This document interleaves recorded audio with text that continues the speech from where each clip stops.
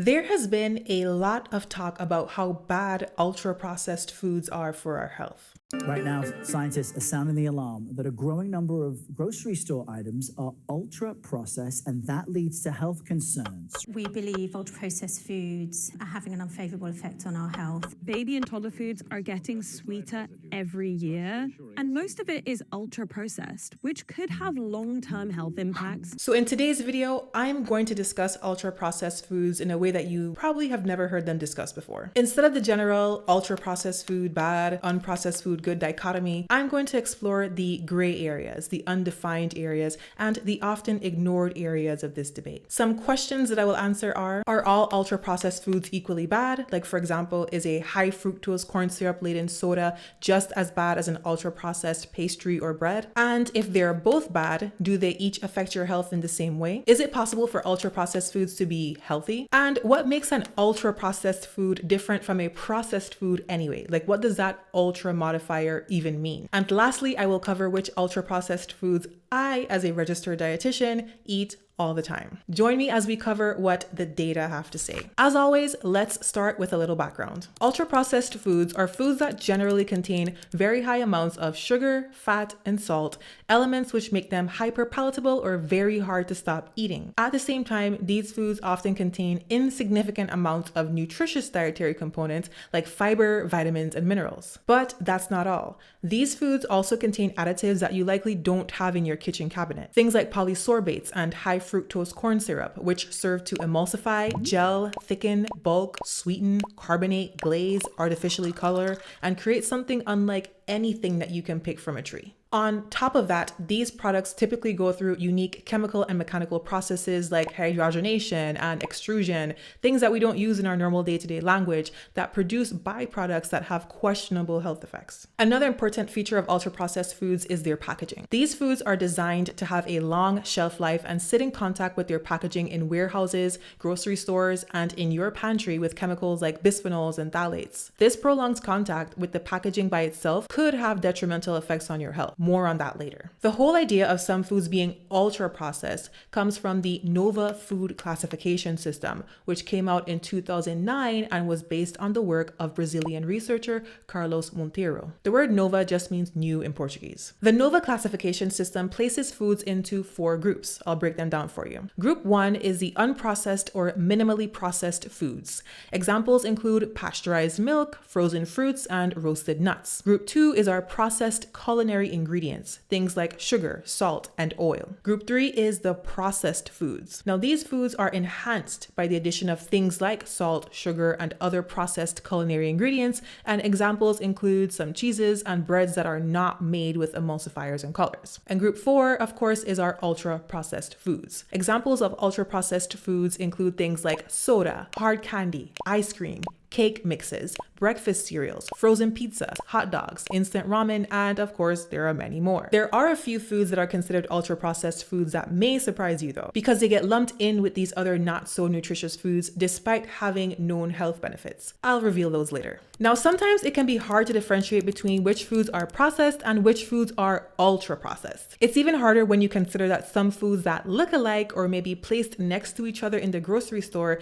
may be categorized very differently. So let's go through a few examples. Your homemade bread is likely to be considered processed, but that sweet bread you get from the Cheesecake Factory would be considered ultra-processed. And this is because it contains caramel color, soybean lecithin, dextrose, and maltodextrin, things that you wouldn't add to your bread at home. Here's another example. Canned vegetables are processed, while canned soups are generally going to be ultra-processed due to the addition of multiple ingredients meant to modify their texture, and things like this mystery item here. Like, what is natural flavoring? And for my last example, both this dark chocolate and a Snickers bar would be considered ultra-processed foods, as the dark chocolate is made with an emulsifier, specifically soy lecithin. The Snickers bar also contains soy lecithin along with corn syrup and artificial flavor. Okay, so now that you have a thorough understanding of what ultra-processed foods are, let's talk about what they're doing to our health. Studies that compare health outcomes in people who consume the most ultra-processed foods versus people who consume the least,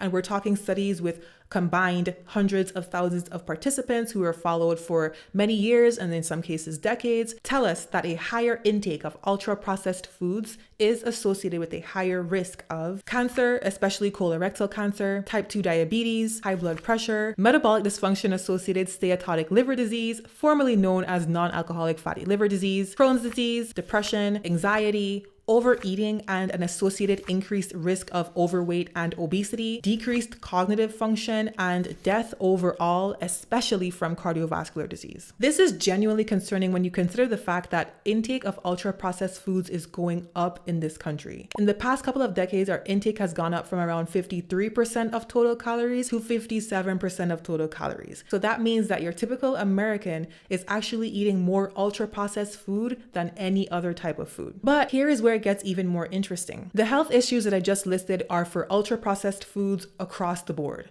So basically, eating a ton of ultra-processed foods is going to send you to the grave early. It's really just a question of how. What's even more fascinating though is that there have also been studies done on specific categories of ultra-processed foods, because like I was hinting at earlier, they're not all made equal. So it's helpful to have data that pinpoints which groups are really the worst of the worst. The two categories that stood out across studies were processed meats. Sorry, my meat eaters, but processed meats were at the top of the list. So we're talking about jerky, bacon, pepperoni, all of that processed meat. And the second category that was at the top of the list of the worst was sweetened beverages. Unfortunately, most of the studies actually combined artificially sweetened and sugar sweetened beverages into one category. It would have been ideal to see the effects of each of these independently, but this is the data that we have. But all in all, both processed meat and sweetened beverages were shown independently to be associated with an increased risk of all the health outcomes that I just talked about: diabetes, obesity, certain forms of cancer, and so on. So if you're one of those people that likes to eat bacon every day, or you just cannot go without your daily dose of soda, this is your wake-up call. All right, so now let's talk about the why. How do ultra-processed foods do these things?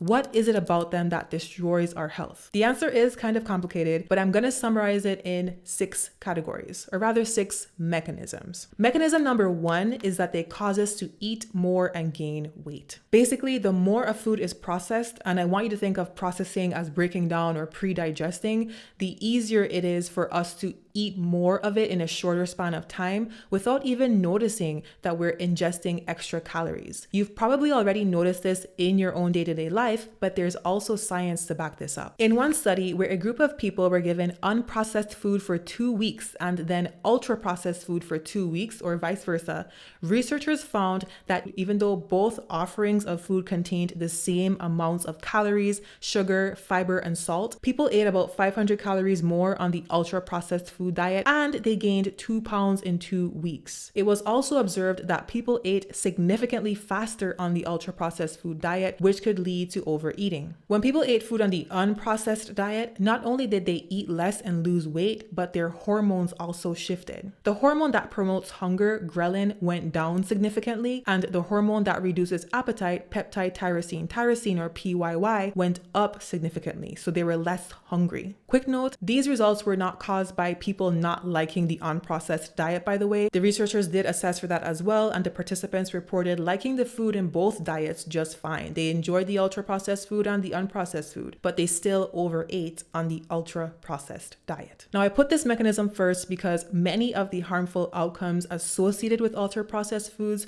have to do with this, the secondary effect of weight gain. Now on to mechanism number 2, and that is that ultra-processed foods promote inflammation in the gut. The bacteria that live primarily in our large intestine and our gut microbiome are very sensitive to what we eat. The foods and drinks that you choose to consume every day are not just feeding you, they're also feeding the trillions of bacteria that live inside your gut microbiome. And let me let you in on a little secret, they do not like ultra-processed foods. When you feed these bacteria ultra-processed foods, you're also feeding them all sorts of different additives and synthetic chemicals and way more sugar than they need. Ultra-processing also destroys the food matrix, which can cause cause bacteria in the gut to become less diverse, which is a bad thing, and also cause them to proliferate beyond their normal territory into places, for example, like the bloodstream, which is really bad for your health. Many ultra-processed foods also contain emulsifiers, which help to make their texture more smooth and uniform. They allow for mixtures of oil and water, which notoriously do not mix, to actually stay mixed together in things like salad dressings, mayo, and even chocolate. Research in animals shows that emulsifiers can shift the gut microbiome to a pro-inflammatory state, which can in turn increase the risk of colon cancer. There are tons of emulsifiers on the market. Some common examples are polysorbate 80, carrageenan, and guar gum. There is one exception though, and I'll talk more about this later. Okay, now the third reason why ultra-processed foods harm our health is because they displace foods that are shown to be beneficial for our health. Research shows that people who eat a ton of ultra-processed foods naturally end up eating less fruits, vegetables, and fiber because of this nutrient displacement. I'm not going to go into a whole explanation of why fruits and vegetables are good. I actually have explored this in other videos, which I definitely recommend that you check out. All right, on to mechanism number 4, and that is that ultra-processed foods can promote inflammation in the brain. This is because a high intake of ultra-processed foods promotes systemic inflammation, which can be detected by high levels of circulating pro-inflammatory cytokines, which is associated with a decrease in cognitive function. In general, consumption of what we call a Western diet has been shown in neuroimaging studies of the brain to be linked to less gray matter and a smaller hippocampus, outcomes which are suggestive of a decline in cognitive function and more specifically memory. So it could be said that ultra-processed foods may be shrinking our brains. Now the fifth mechanism is that ultra-processed foods contain substances that may increase cancer risk. Now, I mentioned emulsifiers earlier, but there's another component that you should be on the lookout for, and that is artificial sweeteners. Now, please don't get me wrong, artificial sweeteners in general are, as far as we know, safe for human consumption. However, there is limited evidence that one artificial sweetener in particular, aspartame, may be linked to an increased risk of cancer. And finally, we have the sixth category, which is what I'm just going to call the very gray area. And this is where I put the byproducts of ultra processing, as well as the components of ultra processed food packaging, such as microplastics and other chemicals. And that's just because much more research is needed on these topics. Examples of byproducts of ultra processing include acrolein, acrylamide, and polycyclic aromatic hydrocarbons. Now, there are studies out there which show their presence in humans and a possible correlation with disease. However, much more research is needed to really understand their effects in humans. Remember, correlation does not mean causation. Microplastics are in this gray area as well. I'm sure you've heard by now that we have bathed our planet in plastic to such an extent that microplastics are now everywhere, in your drinking water, in breast milk, and in your blood. But again, we have a lot more to learn about the long-term effects of microplastic exposure on human health. Maybe RFK Jr. will sign off on funding a study on this. Who knows? Other components of ultra-processed food packaging that may be of concern are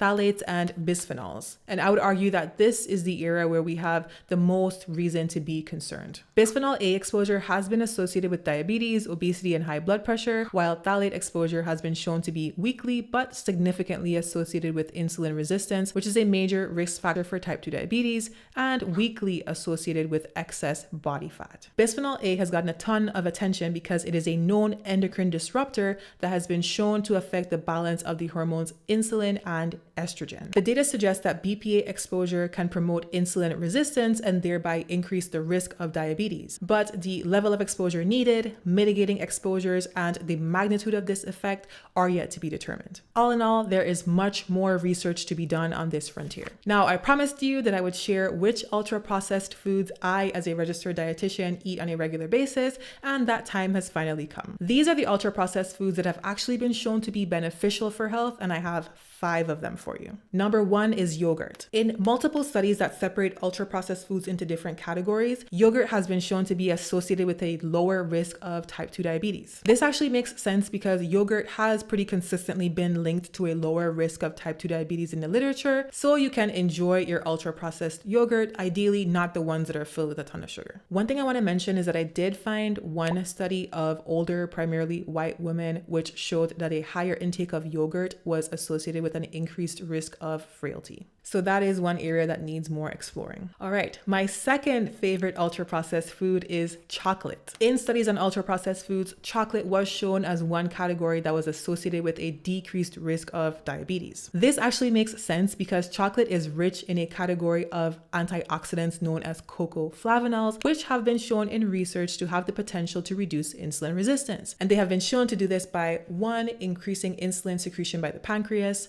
2, improving insulin sensitivity, so helping glucose to get from the bloodstream into our cells to be used for energy, and 3, by helping us to produce less glucose and keep blood sugar levels from getting too high. This is not your sign to indulge in Halloween candy, however, because those candies typically do not have a ton of cocoa flavonols. Dark chocolate is best. Now, like I said earlier, some dark chocolates are considered ultra-processed foods because, like this Lindt dark chocolate here, they contain emulsifiers like soy lecithin. Now, do you recall that I also mentioned earlier that emulsifiers could be a component of ultra-processed foods that are specifically bad for our health? At that point in the video, I did hint to there being an exception to that general rule, and that exception is lecithin. Lecithin has actually been shown to help lower inflammation in the gut and has been tested as a potential remedy for inflammatory bowel disease. Whole grain breads are another category of ultra-processed foods that have been shown to reduce type 2 diabetes risk. This makes sense because whole grains have long been shown to be beneficial for health. Category number 4 is tofu.